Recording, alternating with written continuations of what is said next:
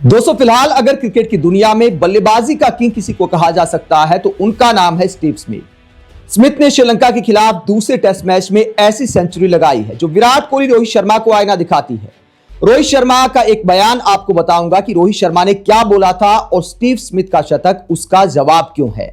पहले बात करते हैं स्मिथ ने क्या रिकॉर्ड बनाया है इस पारी में। स्मिथ ने जो रूट की बराबरी कर ली है, 36वां शतक उन्होंने लगाया है, वो भी ऐसे टर्निंग ट्रैक पर जहां पहले घंटे से गेंद स्पिन कर रही थी और यह माना जा रहा था कि दूसरी पारी खेलना आसान नहीं होगा। पिच पर धूल उड़ रही थी पहले घंटे से ही। श्रीलंका ने पहले बल्लेबाजी करते हुए 257 रन बनाए, पिच के हिसाब से ठीक ठाक स्कोर माना जा रहा था और ऑस्ट्रेलिया की शुरुआत भी कोई खास अच्छी नहीं रही।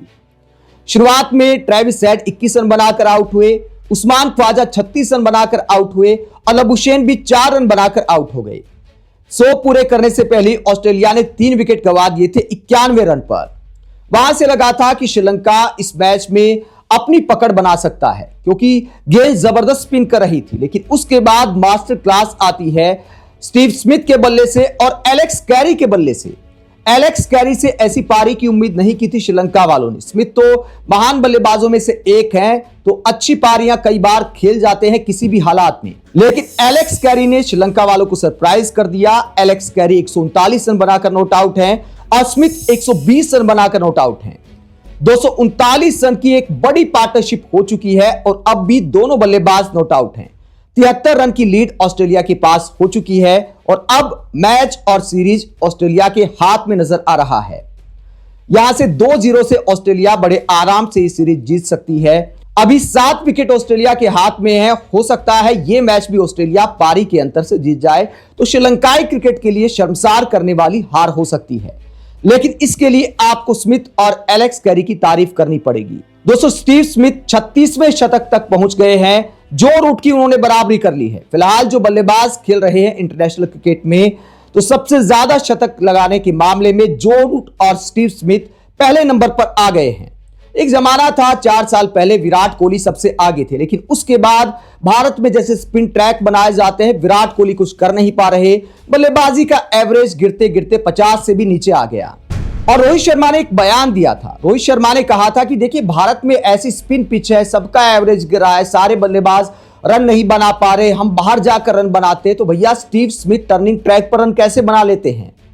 स्टीव स्मिथ ने लगातार दूसरे मैच में सेंचुरी बनाई है श्रीलंका में। पहले मैच में शुरुआत में चलो मान लिया कि अच्छा बैटिंग विकेट था, लेकिन गाले में जो दूसरा टेस्ट मैच खेला जा रहा है, पहले घंटे से धूल उड़ रही थी पिच पर। ऐसी पिच पर स्मिथ और कैरी ने असाधारण बल्लेबाजी की है। अगर होम ग्राउंड पर श्रीलंका 257 रन बनाकर बल्लेबाजी के सबसे अच्छे हालात में सिमट गई तो आप समझ सकते हैं कि कैसी पारी खेली है स्मिथ ने। स्मिथ की यह पारी रोहित शर्मा के उस बयान का जवाब है जहां आप खराब पिचों को, स्पिन ट्रैक को खराब बल्लेबाजी का बहाना बनाते हैं। पाटा विकेट पर तो कोई भी रन बना लेगा। करुण नायर ने भी 300 बनाए थे, फिर उनको क्यों बाहर कर दिया भाई साहब। अगर आप महान बल्लेबाज बनना चाहते हैं, अगर अपनी बादशाहत बरकरार रखना चाहते हैं, तो आपको मुश्किल पिचों पर भी रन बनाने पड़ेंगे। भारत में स्पिन ट्रैक होते तो कहा जाता है कि भैया हमारा एवरेज यहां गिरा है, बाहर जाके रन बनाते। ऑस्ट्रेलिया में अगर स्विंग वाली कंडीशंस आ जाती तो कहा जाता है कि भैया गेंद ज्यादा स्विंग कर रही थी, ज्यादा उछाल था, वहां एडजस्ट नहीं कर पाए, तो आप रन कहां बनाओगे टेस्ट मैचों में। मुझे लगता है कि विराट कोहली और रोहित शर्मा को स्टीव स्मिथ से अब क्लास लेनी चाहिए। उनके वीडियो देखने चाहिए कि टर्निंग ट्रैक पर कैसे रन बनाए जाते हैं। एशिया में सबसे ज्यादा 7 शतक लगाने वाले बल्लेबाज बन गए स्टीव स्मिथ ऑस्ट्रेलिया के।